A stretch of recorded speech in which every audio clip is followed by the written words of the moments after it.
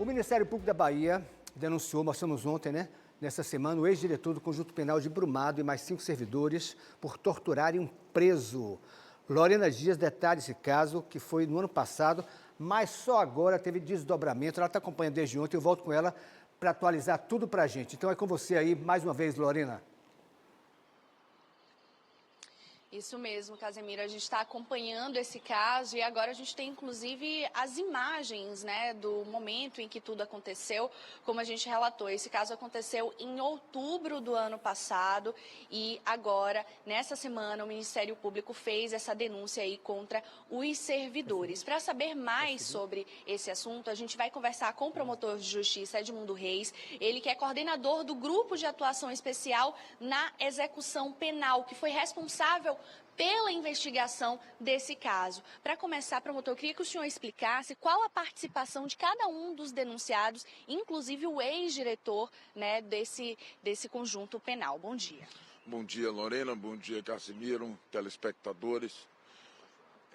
Essa denúncia ela foi formalizada agora após as investigações, né?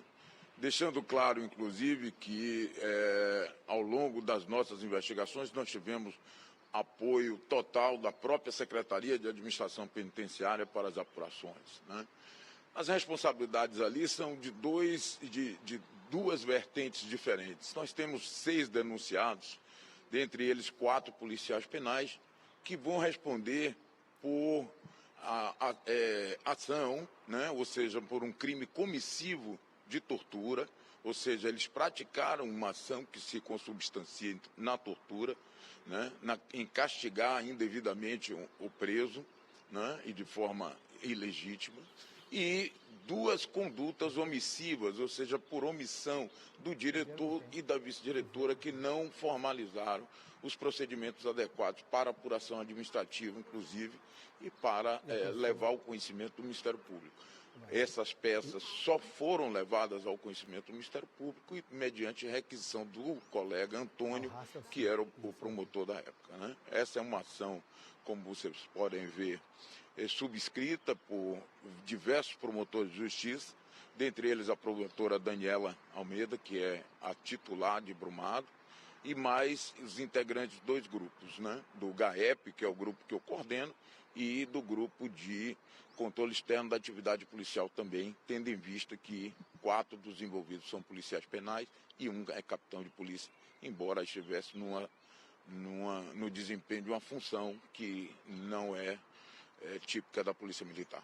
O posicionamento da SEAP, assim como a gente informou ontem, é de que eles contribuíram aí na investigação do Ministério Público, que eles teriam afastado, a Secretaria afastou os envolvidos assim que soube do caso. Porém, é um caso que se estende aí, essas imagens que a gente pode ver, essa agressão, essa cena de tortura que esse preso sofreu, aconteceu em outubro. Ele se machucou bastante, nessa situação, ele só foi receber atendimento médico no dia seguinte e só foi passar pelo exame de corpo de delito meses depois. Qual a importância, doutor, dessas imagens para essa investigação, para esse caso, inclusive para a denúncia do MP? Bom, fazendo apenas aqui uma correção, é de que ele foi submetido ao exame de corpo de delito logo após, não logo, assim, algum tempo após o cometimento do crime, por requisição do Ministério Público, do colega que então desempenhava as funções como titular, tá? A importância dessas imagens é de que ela é a prova consubstancial de que o fato aconteceu realmente, né? E de como ele se desenvolveu, né? Quanto mais provas técnicas nós carrearmos aos processos, melhor ele estará fundamentado.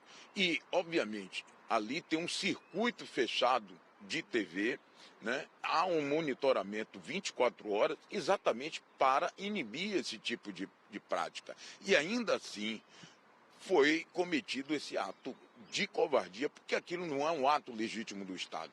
Aquilo é um ato de covardia. O Estado não pode querer punir criminosos cometendo crime.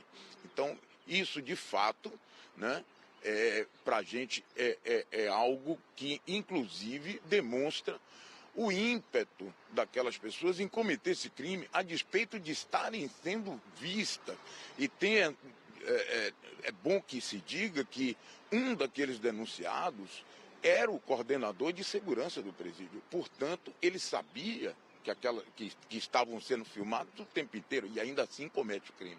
Tá? O coordenador também da empresa, da mesma forma. Então, obviamente que essas imagens elas têm capital importância no acervo probatório, né? E isso demonstra ainda mais a necessidade e o acerto do governo do Estado em colocar câmeras corporais em todos os policiais, em todas as forças policiais.